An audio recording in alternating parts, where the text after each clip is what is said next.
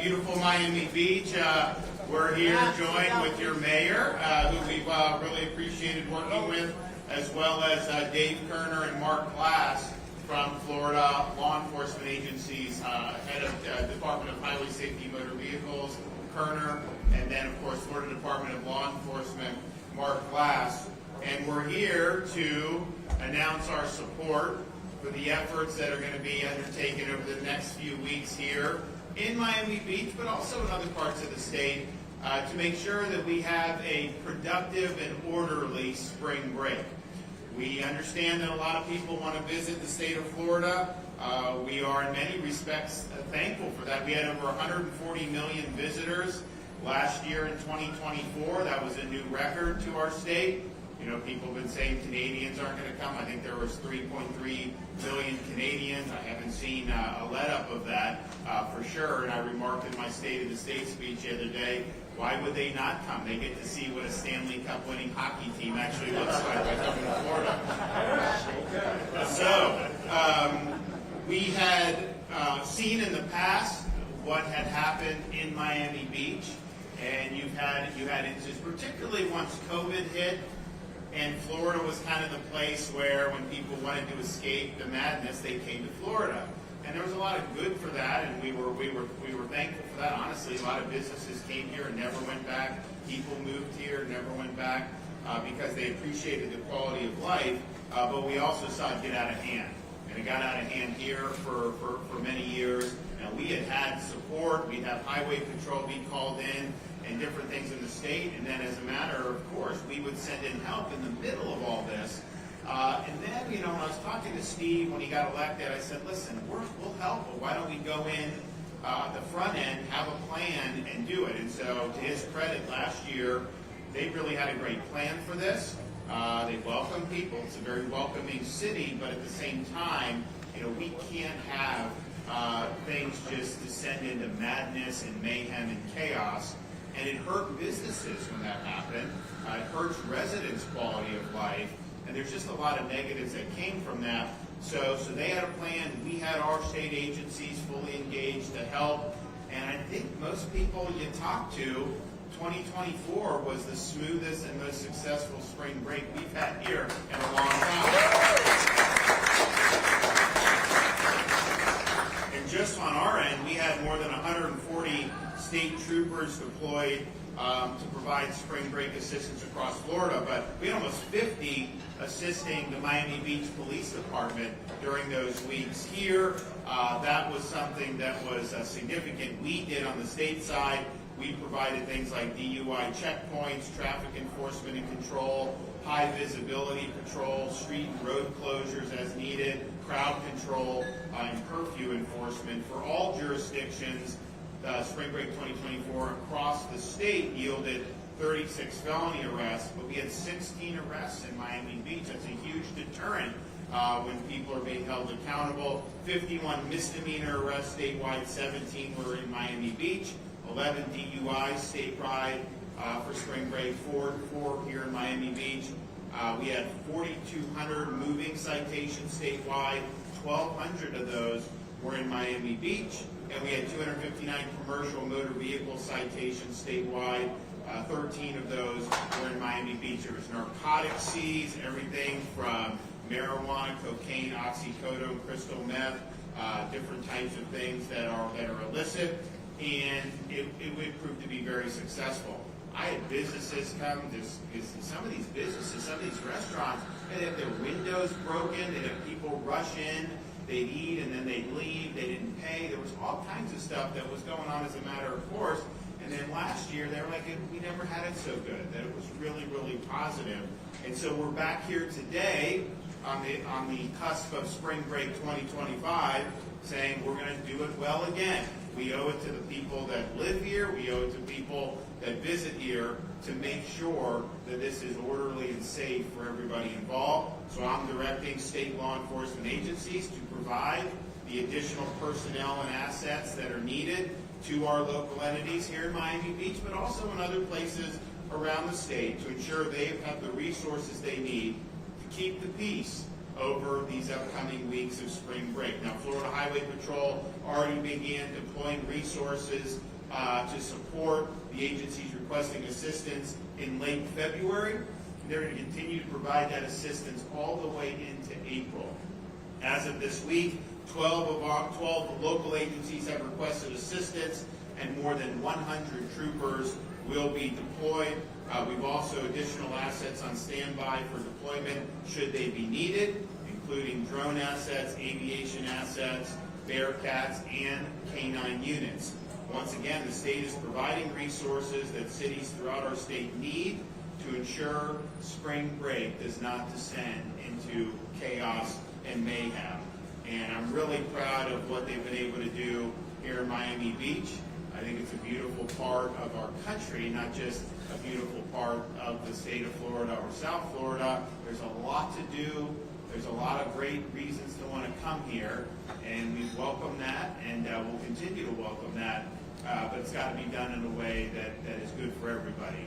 And I know there were a lot of residents who they couldn't even really operate back in the days when this was spilling out over everywhere. These residents have a right to be able to go about their business and not have not have it be impinged upon by a bunch of chaos. So this is true statewide. We want to be part of the solution. If you're a city somewhere and you need some help, you know, it's interesting. These things, if you follow kind of Florida, the spring break goes through different iterations and different, you know, it used to be like Panama City up in Northwest Florida. I mean, it used to just be chaos, right? And then they got the reputation for that, and they said, no, that's not what we want. And so they made changes, and so you don't see it at the same level that you did. Daytona Beach used to be one that was just, and then they made some changes, and you see it from time to time how that happens. And so kind of after, when the COVID era, Miami Beach became one where it was getting out of control. Now you've seen 24 went off very well. I think we're going to have another successful season in 2025, and I think that will just become the norm going forward. So I'm thankful for everybody that's been involved, both Florida Department of Law Enforcement, Florida Highway Patrol. We also have other assets, if need be, that will be on standby and be willing to help. So it's, I can tell you, if you're around in other parts of the country, there aren't many places that are better to be right now in terms of weather and everything right now than here in South Florida. I mean, this is the place to be right now. We're thankful that we have this beautiful area, but we're also mindful of our responsibilities to do it right. So I want to thank the mayor for your hard work. It's been important, and I know you've had a lot of buy-in from the community, and it's an example of successful leadership. So let's do it again this year, and why don't you come up and say something?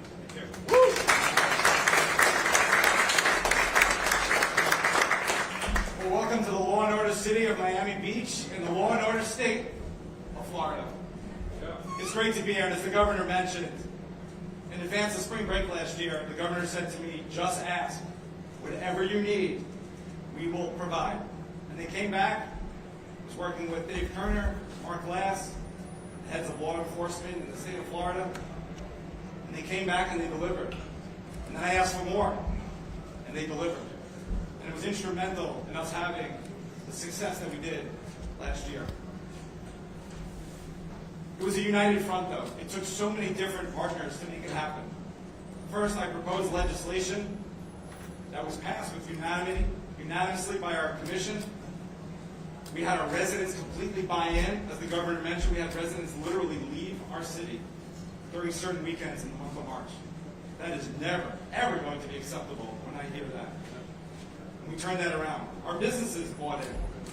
And all the law enforcement partners that we have. Obviously, the state providing close to 50 state troopers was monumental. The county, and now led by Sheriff Rosie Cordero Stutz. Our police chief, Wayne Jones, our city manager, Eric Carpenter, our neighboring cities that provided so much law enforcement. It took an absolute team effort to make it happen. And what happens when you do that? You have success. On every level that you measure success, we had it. We had no fatalities, no shootings, no stampedes. Hotel occupancy last year in 2024 was up from 2023. Our hotel room rate last year was the highest in the nation for the month of March. That is success on every level.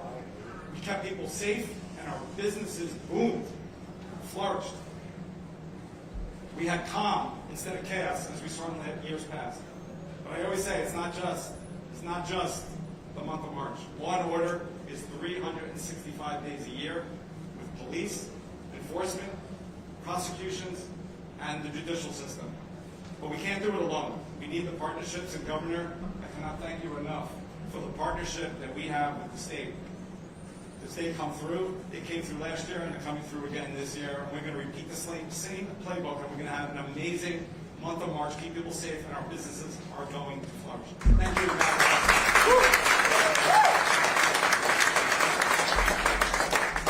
Thank you, Governor. Always an honor to join you here in Miami Beach, beautiful Miami Beach. Mayor, pleasure to work with you. I recall that we spoke a couple weeks ago, and he said, hey, can we get some help again this year? Obviously, the governor was already way ahead of schedule. Major Collado already had the operations plan ready to rock and roll. So you can count on our support today and into the future, and it's an honor to do it. It's an honor to be here. You know, you look at Florida, and I think sometimes we take for granted under Governor DeSantis' leadership that Florida is really the shining light and model for the United States of America. We have seen, I think, the law enforcement and the sheriff knows this as well. You look at some other states where, for whatever ideology or reason, you know, they don't want to enforce the law, they don't want to hurt any feelings, and you see this element of criminality creep up, and it starts to get progressively worse, and then before you know it, you have a situation where the criminal element is running the show. They're destroying the economy, they're destroying the quality of life, and certainly under Governor DeSantis and under your leadership here in Miami Beach, that's not going to happen. It has been honestly an honor as an administrator and a leader to play a small part with these incredible troopers and agents and watch this city take back its quality of life, watch this city take back its safety and security and prosperity. To have played a small part in that, Mayor, Governor, is a huge honor for me. But I know that it's also a huge honor for these state troopers. These state troopers deploy all throughout the United States in emergencies, whether it's the southern border, or recovery after hurricanes. They also do that here. These troopers are your resources as well. The state officers, the state troopers, you help pay their salaries, and they take a lot of pride in providing a level of customer service and protections here in the community. I mean, at the end of the day, safety is paramount, but you also deserve to feel safe. You also deserve to be able to walk down the street, have the comfort of your colleagues in law enforcement, join the sheriff's office, join Miami Beach Police Department. Partnerships are the definition and foundation of our ability to enforce the law. And you will find no better partnership in Miami-Dade County, in this city, with our state law enforcement officers. It's an honor to be here today. I'm excited for the success that you've achieved. I'm excited for the success and fun that you will have here in Miami Beach, and hopefully the Commissioner and I and Governor will be back here in the near future to enjoy it with you. Thank you for having me, Mayor. Sheriff, thank you for being here today, and thank you, Governor. Thank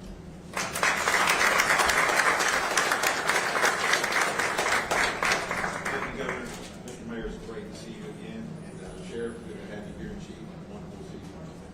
just want to say, this year, right now, we have a session going on in Tallahassee. Okay, so I will make a point next year, this time during spring break, it's going to be early session, so I'm going to come down here and do spring break with you too. Work with my special agents and these troopers here and working. So I just want to say thank you. Florida is a law and order state, and you see these fine men and women here behind me. This is Florida's finest here. You have these agents that are digging into multi-jurisdictional cases. We're just going after fentanyl. We're going after anything else that poisons these streets here, not just in Miami Beach, but nationwide. That was brought in here through the southwest border. We are going after that. We can't do it without our partners, our chief here in Miami Beach, our sheriff here in Miami-Dade County. We are working on so many things that are going on at the same time. But our main focus is your safety. Our main focus is to ensure that Miami Beach is safe, a fun place to be, and a great place to be. Now, whenever you have these type of crowds, you have those narco-terrorists, I call them, they come here and try to push that poison on us. We're not going to have that. Mr. Mayor, I promise you that. We're going to go after these agents over here. They work in undercover roles. They have sources, methods they're doing. We also have this wonderful program that our great governor put together, which is a SAFE program, statewide assistance fentanyl eradication. And I will tell you, the stats on the SAFE program is amazing. How many guns we've got off the streets, how many drugs and fentanyl we've eradicated. And I will tell you right now, we're actually working cases all up in and around Miami-Dade County. So if anybody's out there, just be aware. We'll be down to another part of Miami-Dade and in South Florida area that show all the great stuff we're doing here and taking down these criminals in the area. The other thing we have to worry about is sex offenders and sex predators coming in around crowds. Okay, and they see children, they see all this stuff. This is a great place to live, Miami Beach. It is a wonderful place to live, and we got to make sure that we're taking care of, make sure that they're doing their due diligence and that they're going to visit and they're registering like we're supposed to do. And our agents, that we follow up on that. We make sure they're here legally and they've registered. If not, we're going to put the habeas corpus on them and put them in jail. So just let you know that. Other than that, we just want to say thank you for having us here. And we're working diligently. We have our analysts working 24/7. We are blessed up. We are making sure that you have a safe and wonderful spring break. Thank you, Governor.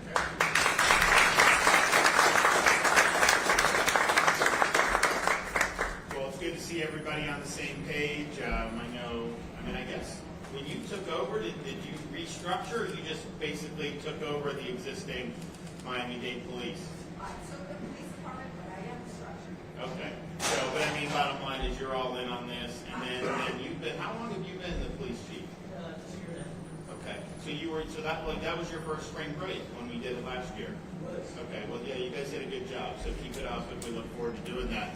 And I will also, I'd be remiss if I didn't say, because Commissioner Glass mentioned that we just started the legislative session this year. And for folks down here, you saw a lot of the support that you got from our state law enforcement agencies. I put in a request in the budget for a 25% pay increase for these guys. So.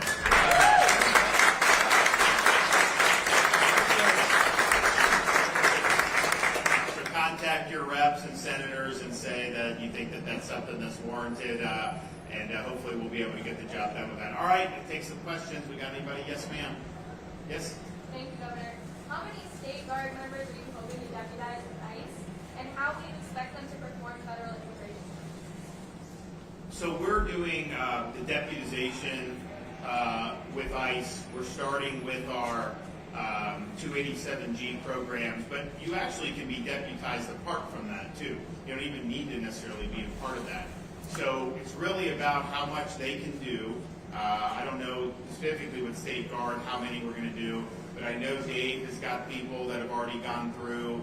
Mark's working on it. So you're going to end up seeing people go through. There's a process, and then all these sheriff's departments, all 67, are signed up. So they're going to have people that are going to go through. So that's going to be a lot, and it's going to be a lot of help. It was interesting. I was in Tampa yesterday, and I was in like a Wawa, and a fella comes up to me and he's like, "I just want to thank you." And I'm like, "Oh, why?" And he's like, "For the help with the traffic." And I'm like, "What do you mean?" Because we are doing a lot of road projects. I mean, we're doing the one here on the interchange in Miami-Dade. We're accelerating stuff in Tampa and Orlando, all this stuff, and it's important. But I mean, these are projects that take. I mean, we're doing it 10 years ahead of schedule, but it still takes time. And he's like, since all the law enforcement, you got all them involved on the immigration, the traffic has gone down.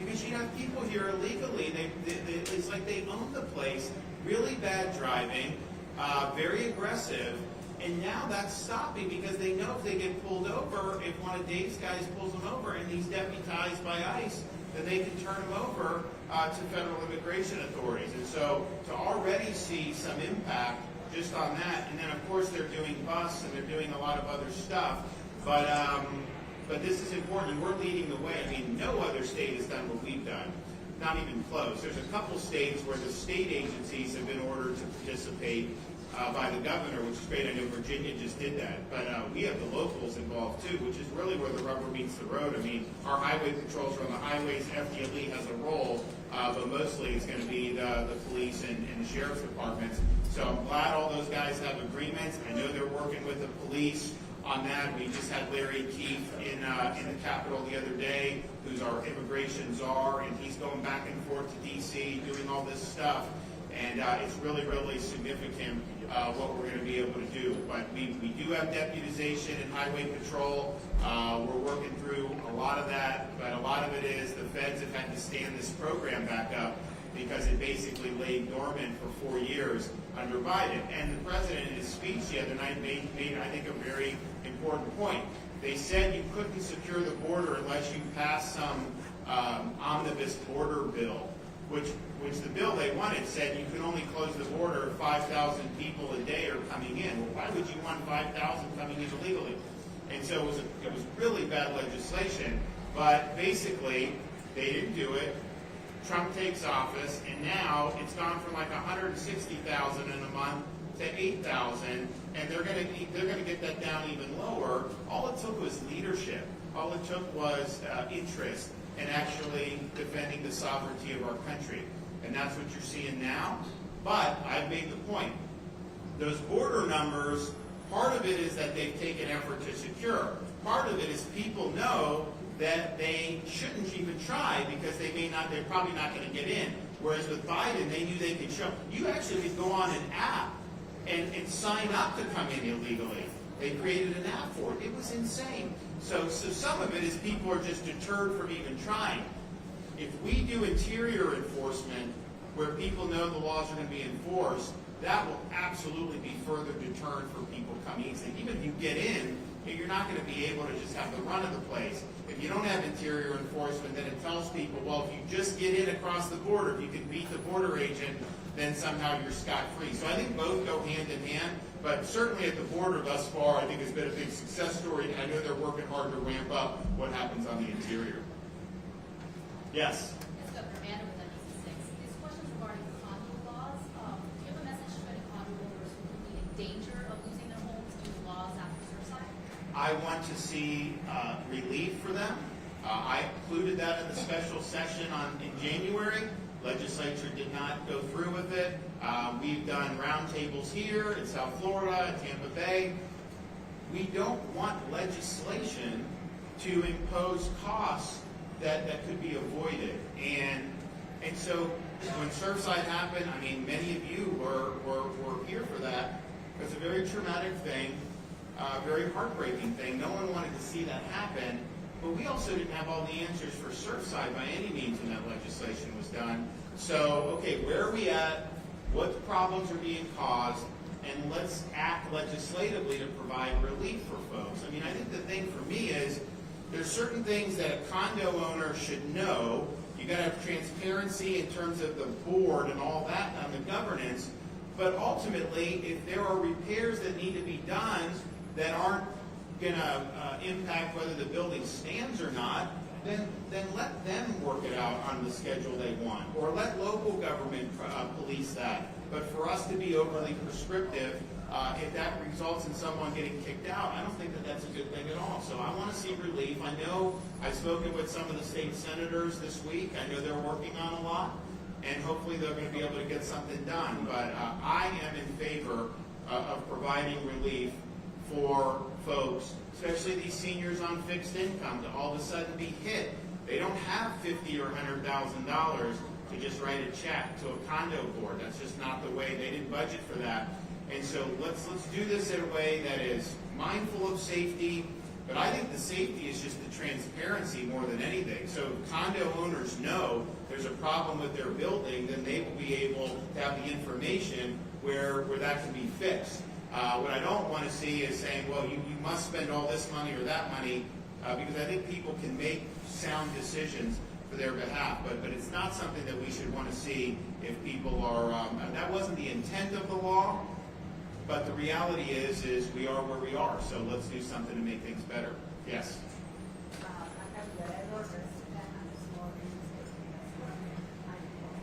Oh, cool, nice. I just want to follow with that question of the president of my employee, and it's not only regulations, because of all these regulations, we have very few engineers and architects, and the president of that is very high because of the demand of those regulations.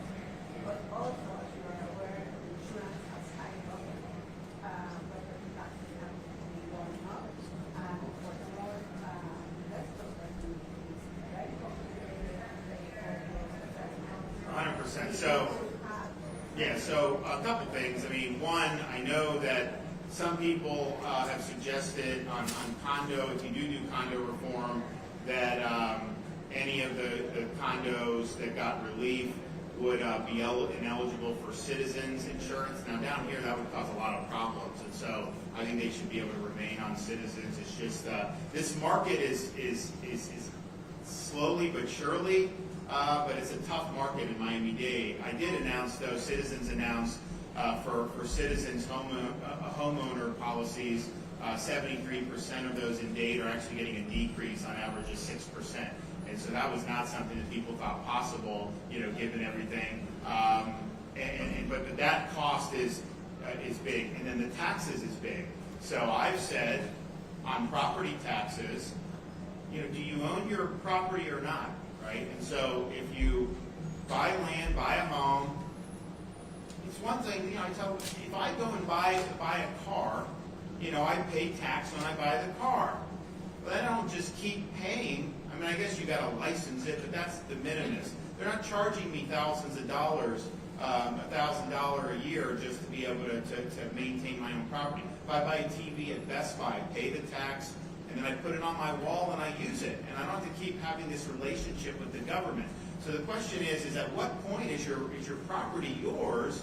And if they're going to keep taxing you, then you're basically just paying rent to the government. And what's happened is especially in South Florida, because the demand to live in Florida has been intense, you have people that are paying huge money to buy homes, and sometimes they demolish and buy new homes, but they're willing to pay because if you're fleeing New York or California, you can afford to pay twice whatever that costs because you save in taxes by not having to pay income taxes. So people have been willing to spend huge amounts of money. Then what they say, though, is that, okay, then you live in the same neighborhood, so they assess your property much higher. And then you've got to pay more tax. You didn't even do anything. You bought it at a different rate, and the tax keeps going up, and the homestead is not adequate to protect you from this, and that's causing huge problems for people. So we are going to do, we can't at the state legislature and me do the property taxes through normal legislation. It's a local constitutional power, but we can do constitutional reform on the ballot so that people will have protection against this, because it is choking people. It's making it difficult for them to be able to. And there's people, just think people here in South Florida, they bought a home in the 1980s, they pay off their mortgage over 30 years, and now they're being told their home's worth $3 million and they got to pony up all this money. It's tough. It's really, really tough. But nationwide, this is not just a Florida thing.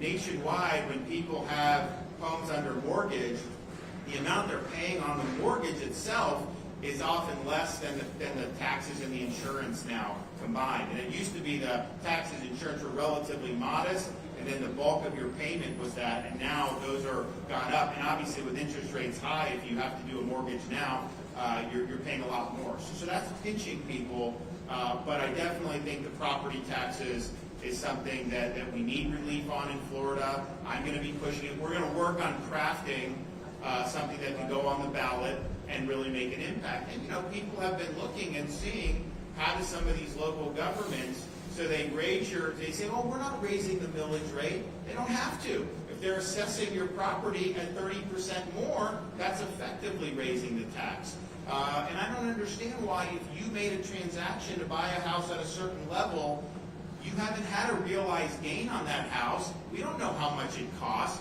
And here's the thing, the real estate market goes up and down. You guys remember, 2000 to 2008, it went up. 2007, it went up in Florida, then it went down. They never lower your assessment. They only raise it. And then they get a lot more revenue, and then their local governments have grown. And I think you've seen that in many of particularly the larger counties. So let's stand on the side of taxpayers. I think it's really, really important. And the thing is people like some of these local governments are like, so it's like in the state, like we won't do tax, we wouldn't do any new taxes. But like locals, like, well, I may need more revenue. First of all, you can cut back on the budget. But second of all, if you're going to do revenue, why would you tax your citizens when we're a tourism state? You can tax people that don't live here. Like literally, you can raise a lot of revenue by doing that. I would much rather have them do that and give our homeowners a break than continue just assessing higher and higher. And maybe there'll be a correction in the real estate market. Although I'll tell you, I think there was more authentic demand in Florida this time than in 2000 and 2007. There was a lot of speculation then. I'm not saying there's none now, but there was a lot of people wanted to come here. But say there's a correction. So you bought it at a rate, they assess it much higher, there's a correction, and they're just going to keep that assessment up there. They're not going to lower the assessment. That's really, really hard. So, all right, well, thanks everybody for this. Let's have a good few weeks here. I'm really excited about everyone being on the same page. We really care that our citizens here are able to have a good quality of life. We want our businesses to thrive. We want people to have a good time, but we must maintain public order. Thanks, everybody.